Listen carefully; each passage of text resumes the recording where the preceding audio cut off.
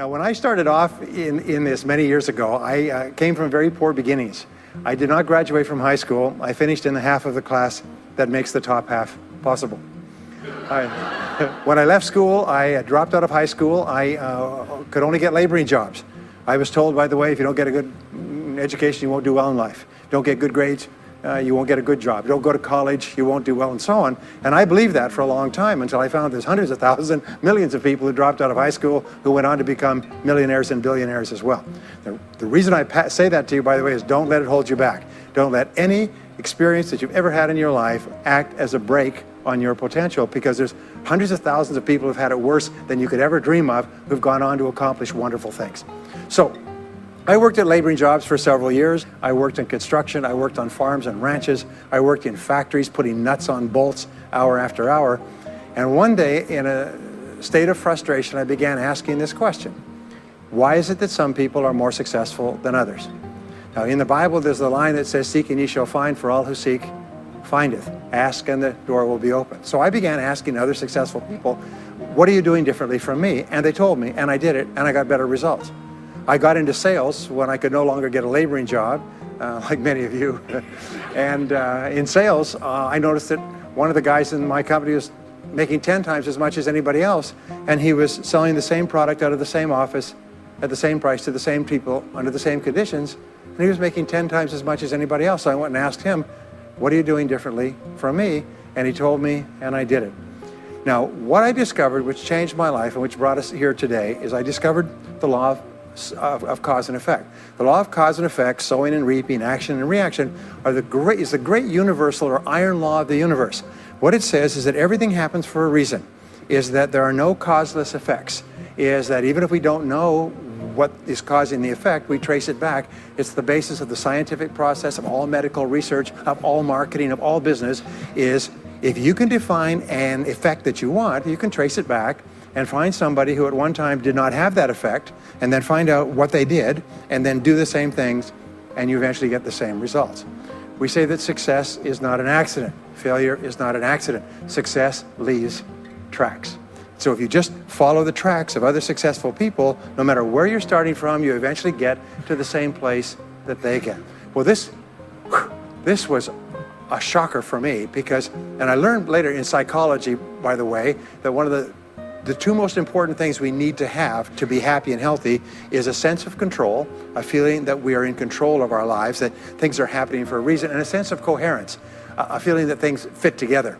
Well, when I realized the law of cause and effect explained everything, I got, wow. So in sales, I went to the top of my sales force. I read and I learned, attended courses, and especially I applied what I learned. And then when I got into sales management, I again read the books and took the courses and asked for advice. And when I got into real estate and importation and development and manufacturing and distribution and a whole series of businesses over the years, the first thing I did is I asked, how does it work? How do people succeed in this field? And then I buried myself and immersed myself. I spent hours and hours and hours studying, and then I did what the most successful people did. Interesting point. We say that nature is neutral. In other words, nature doesn't care who you are. It doesn't care if you're tall or short or male or female or black or white, educated or uneducated. Nature doesn't care. All that nature cares is that you do what successful people do. It's like making a recipe. Nature doesn't care if you follow a recipe. If you follow the recipe exactly, you get the dish. Nature doesn't care who's doing it. And that's the wonderful thing about our society. It's basically like justice. It's blind, is nature doesn't care. In fact, there are a lot of people who are not as smart and not as talented as you who are doing vastly better than you, not because they're better, but because they're just following proven success methods. There's nothing that will make you madder than to see somebody who's dumber than you, who's making more money than you, right? Have you had that experience? So what we do is we use proven success methods. We just find out what they are, and we do them over and over again. Quick point, nothing works the first time, okay? Please understand that. Nothing works the first time. What is the average number of times that a person tries with a new goal before they give up? Can you guess? Well, the average is less than 1, because most people give up before they try even once. They say, that's a great goal. I'd love to be financially independent. And then they give up. They don't even try. They say, but I couldn't because of this and because of that, and so on. And then they move away to a wonderful place called Someday I'll. You ever heard of Someday I'll? Someday I'll start saving money. Someday I'll get out of debt. Someday I'll lose weight. Someday I'll start a business. Someday I'll get serious about my finances. And most people live on someday I'll. Your job and my job is to vote yourself off the island, right? And we start taking control of our lives. Well, about some years ago, I was called by a major businessman, and he asked me if I would do a talk for his 800 entrepreneurs that own separate franchises within his organization on how to become a self-made millionaire. And I said, sure. When you're a young speaker, you agree to speak on any subject. Sure, I'll speak on that subject. And I was just like most people. When I was young, I wanted to be a millionaire by the time I was 30. And when I hit 30, I put it off to 35. And as I got to 35, you put it off to 40, and then you kind of just don't look at it anymore. You forget about it and feel the deck is stacked against you. Well, I was about 38, 39 when he called me up and asked me. I said, sure, no problem. And I said, now, what do I know about self-made millionaires? And this is a shocker. I didn't know anything. Oh, I knew that they had more than $1 million, but that's a real basic piece of knowledge, you know. So I started thinking, what do I know about? So I began to study them. And that's when I found out that they've been studied so thoroughly, is we know everything there is to know about them. They are a source of incredible fascination. And there's 50 years of research. So I began to read the studies and find out where they came from and what they did and how they thought and where they started and the decisions they made and the kind of people they were. One of the things that I learned, by the way, is that becoming a self-made millionaire is not the important thing. What is really important is the person you have to become a self-made millionaire. You have to become a totally different human being. One of my friends says that in order to achieve something you've never achieved before, you have to become someone you've never been before. And it's a really important insight, is the qualities that you need to develop, qualities on the inside to become a self-made millionaire, are incredible qualities that make you a vastly better person. Not only better in terms of character, determination, discipline, decision-making, strength, and so on, but they make you a far better person. They round out your character in a far better way. So the real payoff of becoming wealthy is not because you can eat more, because how many more meals can you eat? How many more clothes can you wear? But it's the kind of person that you become, and then the kind of people that you associate, the kind of life that you have. And so the things that we're going to talk about now, and I know that you're some of the smartest people in our country, so I'm going to give you these ideas very quickly, like dealing cards. What I found in my research is that there's a series of qualities that self-made millionaires have. If you have these qualities, your success is virtually guaranteed. And if you don't have these qualities, the qualities are learnable. Point number one is that all business or sales skills are learnable. All financial skills are learnable. If you can drive a car, you can learn any skill. If you can drive a car, you can learn the skill. Now, number two is you're probably only one skill away from doubling your income right now. You're probably only one skill away from setting yourself on the road to becoming a self-made millionaire. That turns out to be the case for almost everyone. And if you don't know what that skill is, maybe over the course of the time we spend together, it'll jump out at you. But whatever it is, you've got to find it out and go to work on it, because it is learnable. It's a learnable skill. People say, well, I've never been very good with money. Well, get over it.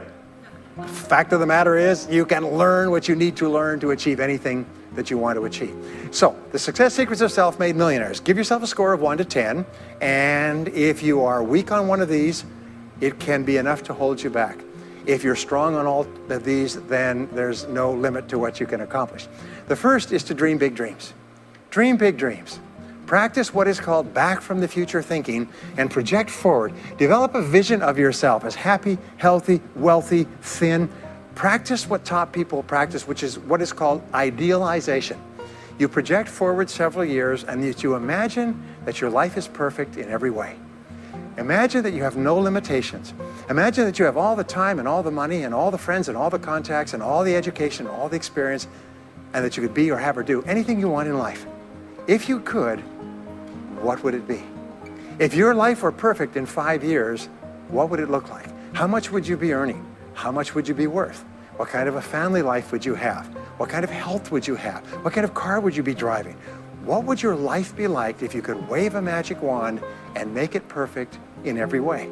Now, what we have found is this is the starting point of great riches, and it's the starting point of great success in life, is for you to have a dream or a vision of a wonderful future. Here's an exercise that we give people in our audiences, is take a sheet of paper and make up what is called a dream list. Now imagine this is kind of like a kid's Christmas list, and that it just allows you to just run wild and just write down everything that you could think of that you could possibly want. I had a friend who I taught this to, and he got so excited about it, he bought a spiral notebook, and he began writing. And he'd go through the newspaper, and every single thing he saw in the newspaper that was nice, he wrote it down as a goal. He ended up, first time through, with 330 goals. By the end of the month, he had 500 things that he wanted. The interesting thing was that his life exploded. He activated the law of attraction, and he began to attract into his life people, circumstances, ideas, resources, insights that began to move him toward the accomplishment of the goals and began to move the goals toward him. Number 2 is to do what you love to do. Whenever you find people who are really successful in life, they're people who do what they love to do. They love their work. The great rule for success in life is to find something that you love to do and then find a way to make a living doing it. Now, when you find what you love to do, it'll be something that gives you energy, it motivates you, it enthuses you. It's probably something that you were meant to do from the time you were born. And when you ask self-made millionaires, what sort of work do you do? They'll often say, I've never worked a day in my life. I just do what I like to do. I had a graduate in my course once who came up to me and said, you know, that's interesting. He said, when I was a little boy, I loved to study airplanes. He said, I got airplane books, and I had airplane models, and I had toy planes, and then I got into competitions with remote-controlled planes. He said, when I grew up and went to school, I studied aeronautical engineering. He said, today, he said, I'm 35. He said, I own 3 companies. One builds small aircraft. Another one repairs and services small aircraft. Another one is in leasing and chartering small aircraft. He said, I've never worked a day in my life. He said, I've just played with planes since the time I was a kid. So one of the things that you can do is go back to the time when you were young, as a child between the ages of 7 and 14, before you discovered boys or girls, and what is it that you really love to do? And you'll often find that within that is something you're supposed to do as an adult. Number 3 is commit to excellence. Now this is really, really important, and I had a hard time with this as a young man because I was never good at anything. I was never picked for any team, and if I was picked, I was the first person cut. I got lousy grades in every class. I got fired from multiple jobs. I even got fired from a job pumping gas once. Can you imagine that? Being fired for pumping gas because you're no good. They came out and said, you're no good at pumping gas. How can you be no good? Little old ladies can pump gas, and here I was no good at pumping gas. Anyway, so I got fired. I went from job to job, and then I discovered that all people who are successful are excellent at what they do. You know the old question they asked Willie Sutton, the bank robber, why do you rob banks? He said, well, that's where the money is. Well, being in the top 10% is where the money is. So what you have to do is you have to pay any price and make any sacrifice to get into the top 10% in your field. Now here's the good news. If you're doing what you love to do, you will want to be in the top 10% in your field. If you don't want to be excellent at what you're doing, it means you're in the wrong field. It just means that you're marking time, you're treading water. And there's a lot of people who are in their field and they do their job and they go home at night, they don't think about their work and so on. And this kind of an attitude means that you have no future. You have a very shaky present. That crackling sound you hear is the ice breaking under your feet, okay? And you have no future, because if you're not doing what you love to do and throwing your whole heart into it, you're just marking time. But everybody is designed so that there is something that you love to do that you can do well. And the fact that you love it means that you probably have the ability to excel at it. So make this decision to get into the top 10%. And let me tell you what changed my life. Here I was struggling in my late 20s, and I learned this. It was a breakthrough thought. Is that everybody's in the top 10% started in the bottom 10%. Everybody who's doing well was once doing poorly. Everybody who is at the top of your field today was once not even in your field at all and didn't even know it existed. What that means is that if you're willing to pay the price and work hard and make the sacrifices, you can get into the top 10%. Now, how long does it take? It doesn't take a week or a month. Most people are really impatient. And to achieve mastery in your field takes 5 to 7 years. People say 5 to 7 years. Geez, I'll be 5 to 7 years older before I start enjoying the big rewards. Well, how much older will you be in 5 to 7 years anyway? Now, here's an important point. Are you ready? The time is going to pass anyway. The time is going to pass. 5 to 7 years from now, 5 to 7 years will have passed. The only question is, are you going to be at the top of your field, or are you still going to be down there with the mediocre 80%? And the wonderful thing is this: is nobody's better than you, and nobody's smarter than you. If anybody else is at the top of their field, it means that you can be at the top of your field. Just go to them and find out how they got there, because they started at the bottom. Now, it may take longer for some people and less for others, but everybody who puts one foot in front of the other and keeps moving eventually gets there. And that's where all the rewards are. And not only that, that's where all the joy in life is. When you're really good at what you do, you feel wonderful about yourself. You're respected and esteemed by everybody around you. You can write your own ticket. You can open any door when you're good at what you do, because you get up in the morning and you know you're good. And that is more important than the rewards that go with it. The next key is to develop your unique talents and abilities. Every single person is designed from infancy with special talents and abilities that, if you develop them to their height, can enable you to accomplish anything you want in life. Everyone is genetically structured to be able to do something superbly, to do something they enjoy, to do it well, and to get great satisfaction from it. Peter Drucker often asks the question, what are you good at? What are you good at today? What should you be good at? What could you be good at? What will you be good at? And so one of the questions that we ask is, looking back in your life, what has been most responsible for your success up to now? What has been most responsible in the past? What is it that you have done that has gotten you the best results? Because as we said before, success leaves tracks. And if you look back into your past, you'll often find indicators that guide you to your future. Do you remember that fellow that won $300 million in the lottery? He was a high school physics teacher. And they asked him what he's going to do with it. He said he's going to take a week off and then get back to work, because he doesn't want to give up his job teaching high school physics, because he loves his work so much. That is a person who's in the right place for him. And now he can just drive to it in a nicer car. Anyway, now the next key to becoming a self-made millionaire is to see yourself as self-employed. What we found is the top 3% of adults in our society see themselves as self-employed. They see themselves as in charge of their own lives.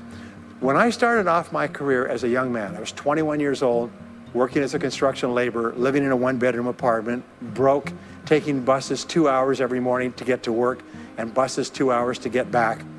I still remember that, and I still remember a light going off one evening. I was sitting there in my little apartment, in my little kitchen alcove, and I suddenly realized that I was responsible, that I was in charge of my own life, that no one was coming to the rescue.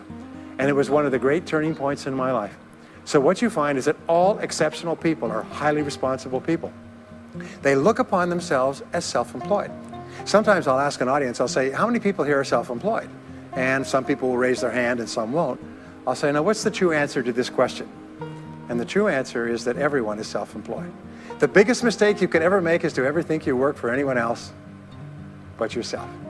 Even if someone else signs your paycheck for you all your life, the most valuable people in any organization are the people who treat the company as though it belongs to them. They see everything that happens as affecting them personally. They're not the 9-to-5ers, the no-hopers that say, well, I go to work, but I'm not at work, I don't think about my work. These people, somebody has told them that's a clever way to think. It's the way losers think. Winners think about their company, and when they're not there, they think about how they can do it better. When something happens in their company, they take it personally because they see themselves as highly responsible. As a result, they're paid more, they're given more educational opportunities, they're promoted faster, and these are the people that eventually, like cream, rise to the top of every organization and every industry, the top 3%. The next key to becoming a self-made millionaire is to develop a clear sense of direction. Developing a clear sense of direction means that you need to become intensely goal-oriented. We find that all successful people are goal-oriented. There's an old saying, you can't hit a target that you can't see. You've got to know what you want in every area of your life. Some years ago, I worked with the Hunt Oil Company in Texas. The Hunt Oil Company was founded by H.L. Hunt, who became the wealthiest, self-made, multi-jillionaire billionaire in the world. At his peak, he owned 200 companies and had a royalty income of $3 million a day. Most phenomenal man, by the way. And he was interviewed by a friend of mine on television before he died in the early 70s. And he was asked, what are the secrets to success? He said, the keys to success have only been two through all my life, and I will tell you what they are. He said, number one, he said, decide exactly what it is you want and write it down and make a plan to achieve it. And number two is determine the price you're going to have to pay to get it, and then resolve to pay that price. Now, where the law of sowing and reaping cause and effect, I learned an additional point to that. I learned that your current life today is the result of the price you've sown up to now. Is whatever you've put in, you get out. So whatever you're getting out today is a result of what you've put in. If you don't like what you're getting out, what you have to do is you have to put in something different. What I found is this, is that life is always just in the long run. So therefore, life says this, is there's a price you have to pay, and there's two qualities. First of all, you have to pay the price in full for your success of study, preparation, hard work, and so on. And second of all, you have to pay the price in advance. You don't get it afterwards. The way the world works is first you put in what you need to put in, and then you get out the rewards. So you have to ask yourself, what is the price that you have to pay to achieve the success that you desire? And you have to write it down and make a plan and work on it every day. Now let me give you a quick exercise, which is my only take-home or homework exercise for our time together. I want you to take a piece of paper like this and write down 10 goals that you'd like to accomplish in the next 12 months. Write the word goals and today's date at the top of the page. Write down 10 goals you'd like to accomplish, and then ask yourself this great question. If you could only accomplish one goal on this list, but you could accomplish it within 24 hours, which one goal would have the greatest positive impact on your life? Now this is a great question because it'll usually jump out at you. You say, that's the one. If I had this, that would have more of an impact on my life than anything else. Sometimes it's a financial goal, sometimes it's a health goal, sometimes it's a relationship goal. But whatever it is, put a circle around that goal and then turn the page over and write it at the top of the page, set a deadline on the goal, make a list of everything that you could think of to do to achieve the goal, and then begin working on your list. And here's the kicker, do something every day. Do something every day that moves you one step forward towards your major goal. My promise to you that this exercise, selecting your most important goal, making a plan, and working on it every day, will change your life in ways that you cannot imagine. They say that people begin to become great when they determine their major definite purpose, their number one goal, and work on it every day. It is the secret to becoming a self-made millionaire. It's the secret to great success in life. My promise to you is a week, a month, a year from now, you'll look back and you'll be absolutely staggered at the difference it makes. I was giving a seminar not long ago, and a gentleman came up to me. He said, you know that goal setting exercise? It changed my life 10 years ago. He said, I was broke, I was divorced. He says, I was an alcoholic, and somebody dragged me to one of your seminars. He said, and I did that exercise and I picked my major goal. He said, it changed my life. I said, in what way? He said, today, he said, I'm worth $40 million. I said, wow. He said, yes, and I owe it to that lesson. Next is refuse to consider the possibility of failure. It's the most amazing darn thing is that the fear of failure is the greatest single obstacle to success in adult life. And it's not failure itself, because each one of you is a professional failure. Each one of you has failed over and over and over again. Isn't that true? All of us fail. All human beings fail over and over. 9 out of 10 things that we try don't work out the way we expect it. We have failures in relationships and in jobs and in careers and investments and everything. It's not the failure that holds you back. The failure makes you smarter. We say that it is the fear of failure, not failure, that holds you back. And the way that you overcome failure is you never consider the possibility of failure. The rule is this, is there's no such thing as failure, there's only feedback. Is when you try something that doesn't work, you get feedback, not failure. And recognize that most things you try aren't going to work the first few times. So what you do is you say, oh, that's an interesting bit of feedback. And you pick yourself up and you move forward and you have more feedback and you move forward. To become a self-made millionaire, you're going to fail over and over again, year after year after year.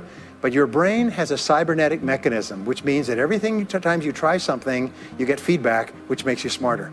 And when you try something else, you get feedback, which makes you smarter, and eventually you reach the point where you're too smart and you stop making mistakes. You start to do more and more things right and fewer things wrong. But you can't get there unless you have experienced the failures. Henry Ford once said that failure is merely an opportunity to more intelligently begin again. Now let me pass on one great rule to you, which has been discovered in interviewing self-made millionaires. Self-made millionaires look into every failure for something good. They say there's got to be something good in this that I can benefit from, and surprise, surprise, they always find it.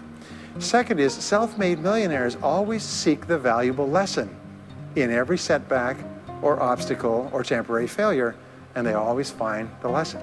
Now, what do failures do? Failures whine and cry and think about what they've lost and blame their problems on someone else. Successful people say, what can I learn from this that will make me smarter next time? And my promise to you, those who seek find, is that if you go looking for a valuable lesson in the biggest problem that you're facing today, you'll always find the lesson. Here's another possibility. Your biggest problem today could be the biggest gift that you have ever received, because it may contain within it the lesson that will make you successful. If you stop thinking about what happened and who's to blame, and you start looking for the gift within your problem, sometimes it can transform your life. The next key is to dedicate yourself to lifelong learning. Now, what takes you from rags to riches is personal development, personal and professional development. In the 21st century, as Peter Drucker says, knowledge and skill are the keys to the 21st century. And the only thing that will be relevant, the only skill that will be relevant in the 21st century is the ability to learn new skills, because virtually everything you know is becoming obsolete at a rapid rate. Stephen Covey says that your current knowledge base has a half-life of 2 years, which means that half of everything you know will be irrelevant within 2 years. And 2 years from now, half more. So if you're not continually learning and upgrading your knowledge and skills, you're not staying in the same place. As Pat Riley says, the basketball coach says, if you're not getting better, you're getting worse. If you're not constantly learning, you're actually falling behind. So here are the 3 keys to continuous learning. Number 1 is read in your field 30 to 60 minutes each day. In other words, turn off the television, turn off the radio, put aside the newspaper, and just read in your field. The very best places to read, by the way, are books. Read books, the best-selling books written by the most successful people in your field, because books contain a wealth of riches that can enable you to function at a far higher level, to get much better results than you could before. So read 30 to 60 minutes a day. I've had people tell me, countless people over the years, that reading an hour a day has doubled and tripled their income within a year. The second thing you do is take every course that you possibly can. The courses and seminars that are available to you in your field that are given by professionals that are courses that have been developed over years and years and years. They have been tested and tested and tested. The person who is talking to you for several hours has spent thousands of hours learning their subject. They have dry tested this or done test runs with thousands of other people. When you take a course, you can learn enough information in 1 or 2 days, more than you could learn in 2 or 3 years or maybe even a lifetime, all distilled and put together. People say, I can't afford a course. You cannot afford not to buy books. You can't afford not to go to courses. Some years ago, I had a dentist, and he was a very successful dentist. I was recommended to me by a friend. And this dentist retired at the age of 53. And just before he retired, he sold his practice for about $2 million. Just before he retired, he told me why. He said about 8 years before, he had attended a dental congress in Hong Kong. This is from California. He'd flown all the way to Hong Kong to attend this international dental congress because there were specialists giving private lectures, sort of plenary sessions on the side. And he attended this session, and it was on a particular technique of cosmetic surgery that this dentist had developed that no one else knew, where you could basically straighten out a person's entire front jaw so they look beautiful at a very low cost, at a very high level of effectiveness. He came back and he began implementing this in his practice. People began flying from 500 and 1,000 miles away. Every dentist sent their families, members, and themselves to this dentist. He was able to charge whatever he wanted to charge. He said 8 years later, he retired as a self-made millionaire at the age of 53 to enjoy his money for the rest of his life from what he learned from one session at one convention at one course. Now, that is a true story, and maybe it's an exception, but you can never tell where the information is going to come from. The third way that you can upgrade your skills is listen to audio programs in your car. The average driver drives 500 to 1,000 hours a year, 25 to 50,000 miles. If you listen to audio programs in your car, according to the University of Southern California, you will get the equivalent of almost full-time university attendance just listening to learning material as you drive around. It can totally and profoundly change your life. Very, very important. Here's an interesting point. The more you commit yourself to becoming the best person you can be, the more you like yourself and respect yourself, the more energy you have, the bigger goals you set for yourself, the more you persist. When you invest in yourself and you read and learn and upgrade your skills, you're telling yourself, wow, I am a person with a great future, and it's up to me to maximize my potential. And your self-esteem goes up, your self-respect goes up, your sense of personal pride goes up, and you started to get promoted more and paid more in every part of your life. Well, the next is to develop a workaholic mentality. In our society today, you hear all these people talking about take it easy, have balance in your life, relax, lean back, have fun at work, happy, get along with your coworkers. This is loser talk. Loser, loser, loser. Now, there's a time in your life when you can back off, all right? You can take it easy. But that's when you've made it, not before you've made it. Because before you've made it, you're in a competition with hundreds of thousands of millions of other people, like at the Olympics, who also want to make it. And in order for you to win, you are going to have to work harder and work better and work smarter than they do. So the rule is to develop a workaholic mentality. What does this mean? It means that you start a little earlier, you work a little harder, and you stay a little later. Use what I call the 40-plus formula. The 40-plus formula says that working 40 hours a week gets you survival, and that's all. You work 40 hours a week, you survive. You make no progress. You don't go ahead. You just barely hang on. Every hour that you invest in your work or yourself over 40 is an investment in your future. So you can tell what your future is going to be with unerring accuracy by looking at how many hours over 40 you put in. Now, how many hours does the average self-made millionaire in America work until he passes the $1 million mark? 59. Some of them work 70, 80, 90. The average is 59 hours. How much does the average top executive work? 59 hours. So that's rule number one, is the hours you put in over 40. If people say, well, my office is locked and I can't get in more than 40 hours a week, then good. Then spend the rest of the time investing in yourself, getting better at your work when you do it. Now, here's my second principle, and this principle changes your life. It is this, is work all the time you work. When you work, work, don't play. Fully 50% of working time today is wasted, and it's wasted in idle conversation, personal business, family phone calls, surfing the internet, reading the newspaper, drinking coffee, long lunchtimes, coming in late and leaving early. And then the other 50%, you're scrambling because you're behind because you wasted so much time fooling around. Now you start to work, and you don't work on high priority tasks. You try to get rid of all the little stuff. So what happens is the big tasks begin to build up like an avalanche overhang, and they cause enormous stress. And you go home at night and you're thinking about this job, I've got to get this project finished, but I can't discipline myself to stop talking to my coworkers. Every time one of them comes in, like automatic, like a conditioned response, it's blah, blah time. Chatter, chatter, chatter, chatter, chatter, chatter, chatter, chatter. No, what you have to do is work all the time you work. If someone comes in and says, hey, you've got a minute to talk? You say, yes, but not now. Why don't we talk after work? Meanwhile, I've got to get back to work. I'll tell you what, why don't you go down the hall and ruin his career? But don't stand here and ruin mine. It's really important. There's a great story of a little girl goes to her mother and says, Mommy, why is it Daddy always brings his briefcase home and he works in the evenings and he works on the weekends and he doesn't spend any time with the family? And she says, well, honey, you have to understand, Daddy can't get all his work done at work, so he has to bring it home. She said, why don't they put him in a slower class? Next key is to get around the right people. This is a key for becoming a self-made millionaire, is get around the right people. Dr. David McClellan at Harvard did studies for 25 years looking into why it is that some people succeeded greatly in life.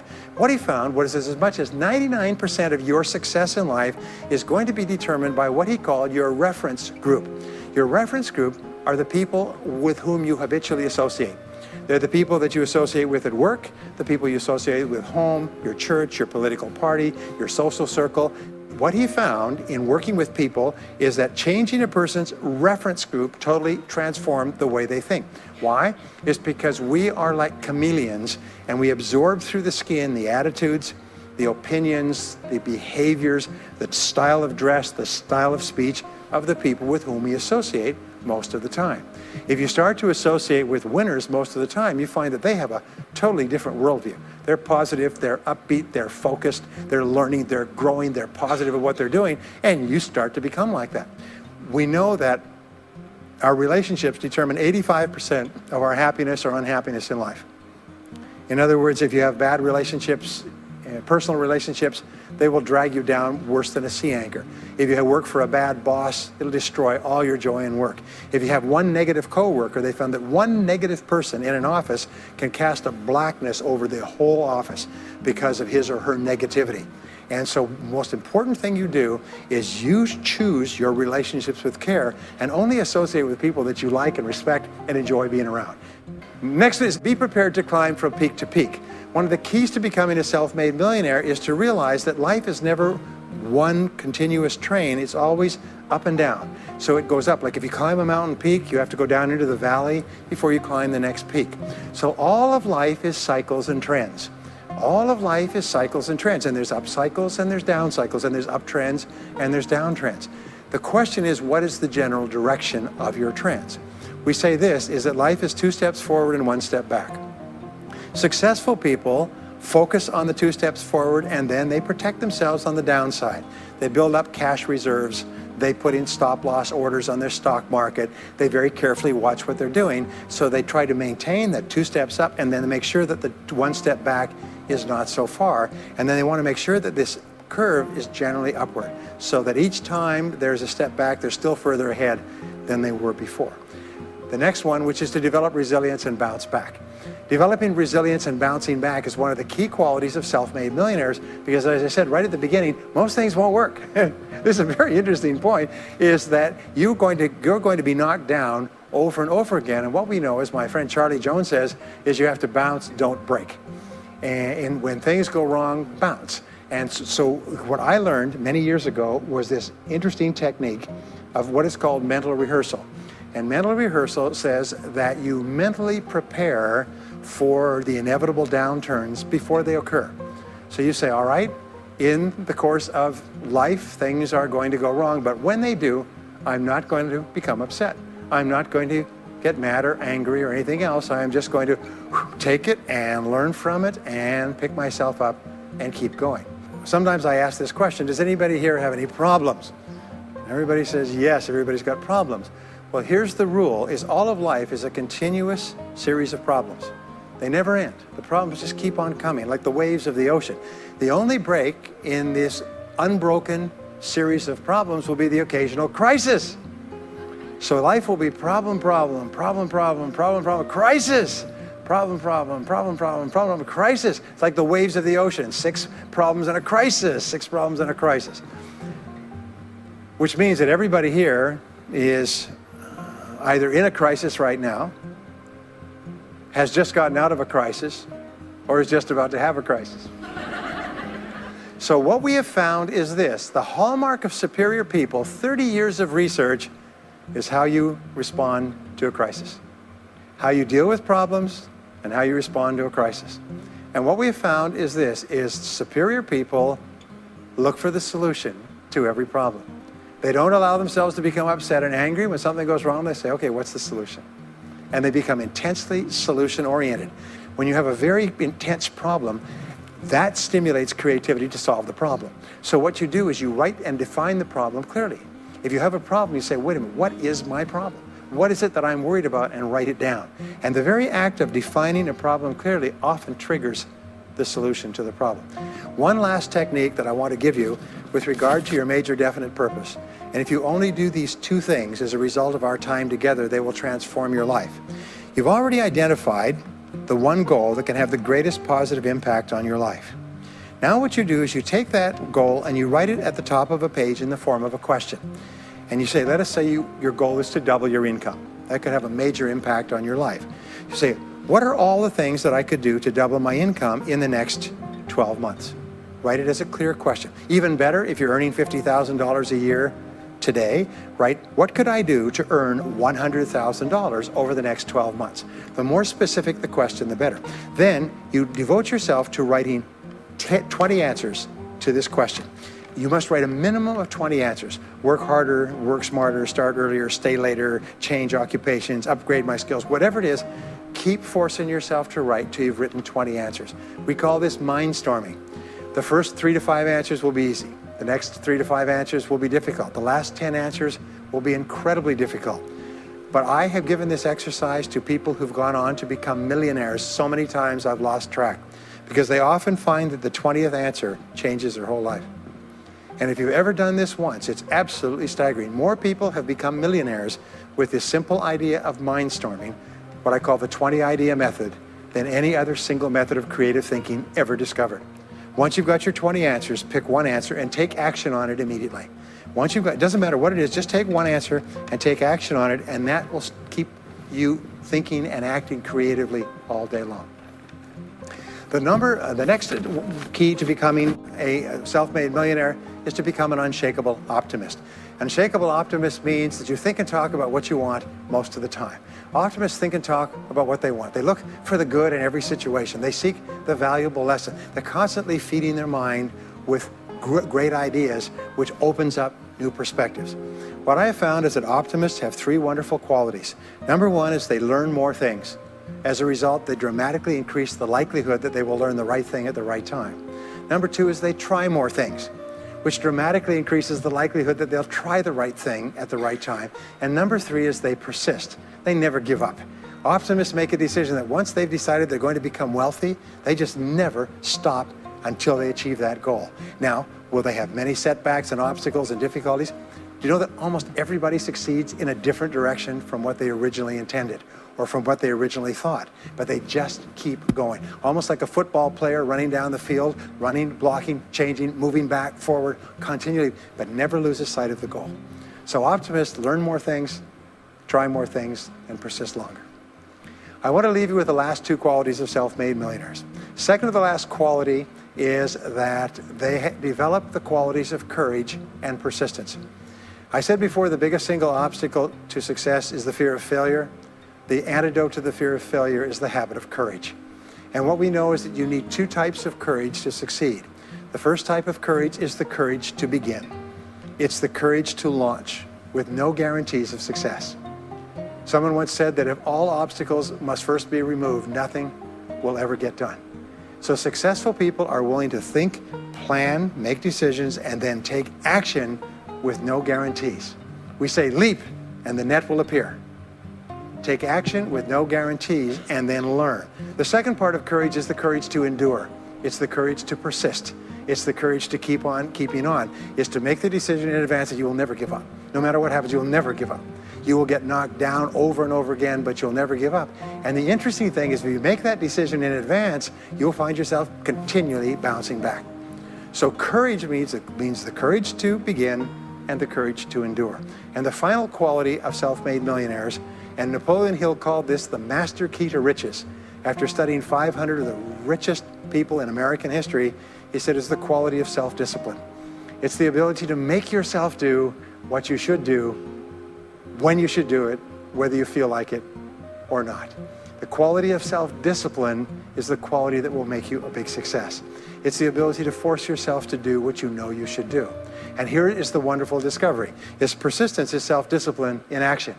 Every time you persist, you build your self-discipline. Every time you practice self-discipline, you build your ability to persist. And the two of them are tied into your self-esteem. So the more you persist, the more you like yourself. And the more you like yourself, the more discipline you have. And the more discipline you have in practice, the more you like yourself. As a result, the more you persist. And eventually you get onto an upward spiral, but you become absolutely unstoppable.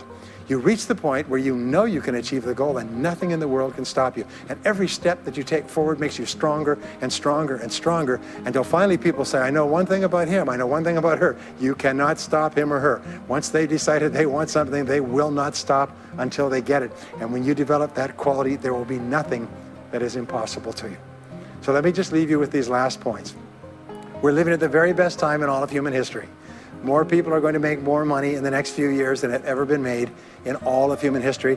More people are going to become millionaires and are becoming millionaires today at a faster rate than we've ever thought possible. And no one is better than you and no one is smarter than you. And if you do what other self-made millionaires do, then nothing in the world can stop you from eventually getting the same results as other self-made millionaires. And I hope you do. Thank you very much.